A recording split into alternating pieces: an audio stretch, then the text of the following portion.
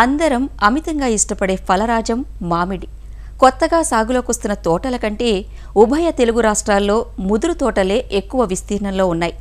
25-30 ఏళ్ల పైబడ్డ ముదురు తోటల్లో చేపడుతున్న యాజమాన్యం నామమాత్రంగానే ఉంటోంది. అసలే ఒక ఏడాది కాపునిస్తే మరో ఏడాది సరైన కాపునివ్వని మామిడి తోటలు రైతుకు నికార్సైన ఆదాయాన్ని చవిచూపలేకపోతున్న పరిస్థితులున్నాయి. మరి వర్షాలు ముఖం చాటేసిన ఈ ఏడాది ఎరువులను కూడా అందించలేకపోవడంతో మామిడి తోటలు ఎంతమాత్రం కాపునిస్తాయోనన్న సందేహం సర్వత్రా నెలకొని ఉంది. ప్రస్తుతం చాలా ప్రాంతాల్లో లేత తోటల్లో పూత వచ్చినట్లు తెలుస్తోంది. ముదురు తోటల్లో పరిస్థితి కొంత భిన్నంగా ఉంది. ఈ ఏడాది తక్కువ వర్షపాతం వల్ల కొత్త చిగుళ్లు రావడం తక్కువగానే ఉంది. మరి ఇలాంటి పరిస్థితుల్లో నీటి తడి ఇవ్వాలా వద్దా? మొగ్గ పూత దశలో ఉన్న తోటల్లో ఎలాంటి సస్యరక్షణ యాజమాన్య చర్యలు చేపట్టాలి? వివరాలను కొండా లక్ష్మణ్ తెలంగాణ రాష్ట్ర ఉద్యాన విశ్వవిద్యాలయం మెదక్ జిల్లా సంగారెడ్డి ఫల పరిశోధనా స్థానం సీనియర్ శాస్త్రవేత్త డాక్టర్ అడపా కిరణ్ కుమార్ నుంచి తెలుసుకుందాం. ఈ ఏడాది నీటి వసతి ఉండి డ్రిప్ ద్వారా నీరు పెడుతూ సరైన సమయంలో అంటే జూన్లోనే కత్తిరింపులు చేసిన తోటల్లో మాత్రం పూతకు అనుకూలంగా మొగ్గలను గమనించడం జరిగింది.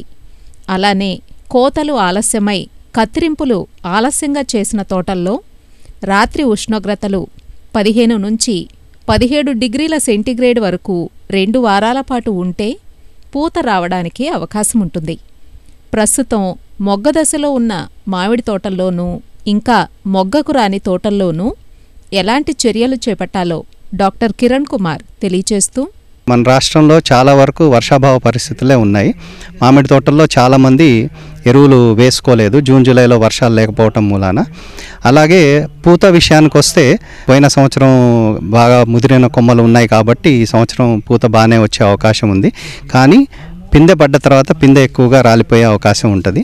అయితే రైతులు ఈ సంవత్సరం జూన్ జూలైలో ఎరువులు వేసుకోలేకపోయిన రైతులు నీటి వసతి ఉన్నవాళ్ళు జనవరి ఫిబ్రవరిలో పిందె పడ్డ తర్వాత ఒక 1/2 kg యూరియా అట్లాగే 1/2 kg మ్యూరేట్ ఆఫ్ పొటాష్ ఈ 2 కలుపుకొని వేసుకుంటే కొంతవరకు కాయ పెరగటానికి అట్లాగే ఆ సమయంలో ఇగురు రావడానికి ఉపయోగపడుతుంది.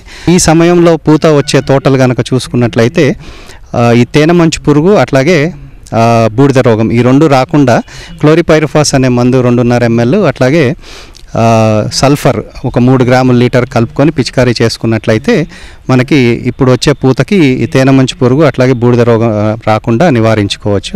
అయితే తప్పనిసరిగా మనకి తెలంగాణ రాష్ట్రంలో డ్రిప్ ద్వారానే నీరు అందిస్తే చెట్లకి మంచిది.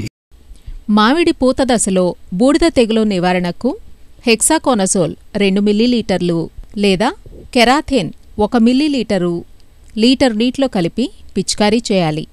పూత ఆలస్యంగా వచ్చినప్పుడు కాయ పెరుగుదల దశలో ఉష్ణోగ్రతలు ఎక్కువగా ఉండి పొడి వాతావరణం ఉంటే రసం పీల్చే పురుగులు ఎక్కువగా ఆశించి నష్టపరిచే ప్రమాదం ఉంటుంది. తామర పురుగుల నివారణకు లీటర్ నీటికి ఫిప్రోనిల్ 2 మిల్లీలీటర్లు లేదా ఎసిఫేట్ 1.5 గ్రాము లేదా థయోమిథాక్సోమ్ 0.3 గ్రాములు లీటర్ నీటికి కలిపి పిచికారీ చేయాలి. తేనె మంచు పురుగుల ఉధృతి ఎక్కువైనప్పుడు డైమిథోయేట్ 2 మిల్లీలీటర్లు లేదా ఎసిఫేట్ 1.5 గ్రాము లేదా థయోమిథాక్సోమ్ 0.3 గ్రాములు లీటర్ నీటికి కలిపి పిచికారీ చేయాలి. బాగా చలి ఉండే ప్రాంతాల్లో పూమొగ్గ బయటకు వచ్చే సమయంలో రాత్రి ఉష్ణోగ్రతలు బాగా తగ్గితే పూల కాడలు పొడవు పెరగకుండా కొరచగా ఉంటాయి. దీనివల్ల ద్విలింగ పుష్పాలు ఏర్పడటం తగ్గి దిగుబడి బాగా తగ్గుతుంది. ఇటువంటి పరిస్థితుల్లో నాఫ్థలిన్ ఎస్టిక్ ఆమ్లం 10 ppm అంటే 1 గ్రాము 100 లీటర్ల నీటికి కలిపి గాని లేదా పొటాషియం నైట్రేట్ 10 గ్రాములు లీటర్ నీటికి చొప్పున కలిపి గాని పిచికారీ చేసుకుంటే పూల కాడలు పొడవు పెరిగి ద్విలింగ పుష్పాల శాతం ఎక్కువగా ఉంటుంది.